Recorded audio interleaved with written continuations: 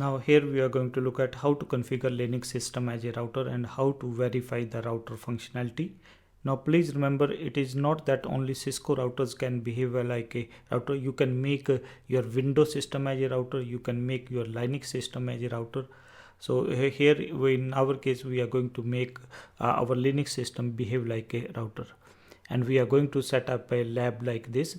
That means the labs we are already having, we are going to make the changes there, and after we have learned about this concept, then we will revert back to our original state.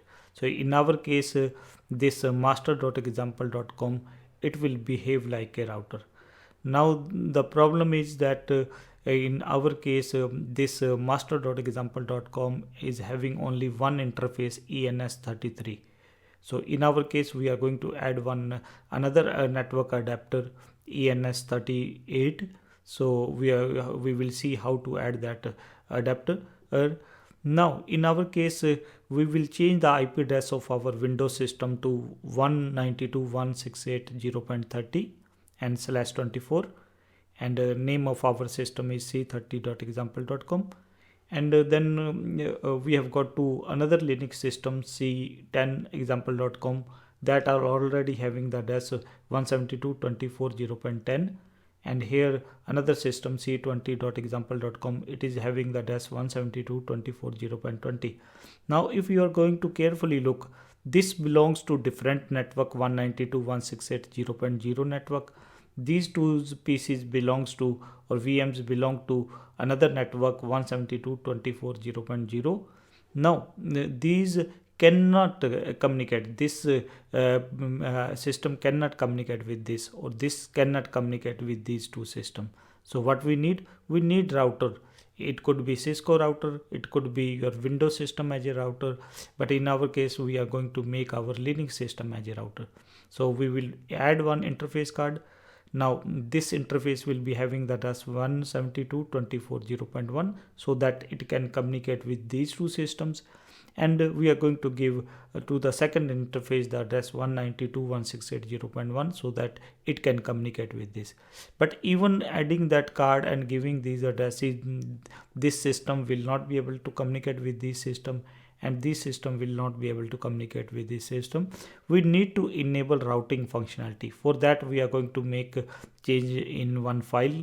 That file is etc sysctl.conf. We are going to add this one parameter, then it will start behaving like a router. And please remember, we need to give the gateway address here.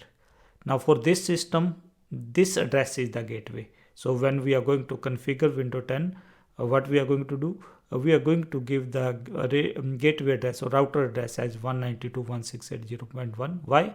Because if this system has to send the traffic to this system, this should cross through this interface. So this interface is going to act as a gateway. Same for these two systems. Which one is going to be your gateway? This, the IP address of this 172.24.0.1.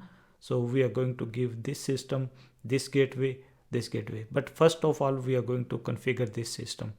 Now here what we are going to do, we are going to add one network adapter card. So how we are going to add? So we will go to our master system and we will edit virtual machine setting. If you are going to carefully look, we have got only one network adapter card there. So what we are going to do in our case, we will click on add button, and then what will we doing? After add, it is going to ask which thing you want to add. In our case, we will say that we want to add network adapter, and which network adapter type, we will be choosing the bridge type. And then what it is going to show us, it is going to show us two adapters, network adapter, first one and the second one that we have added. Then what we are going to do, we are going to boot our system. Now here also it is showing two network adapter, first one and second one. Now when we are going to boot and when we are going to run this command IPAS, what it is going to show you, it is going to show you two interfaces, ENS33, ENS38. So in your case it might be, name might be different, but it will default will not be having address. And then we will see how to properly give one static address to this. So this is the lab that we are going to configure. So first of all, let us add one network interface card to our master system.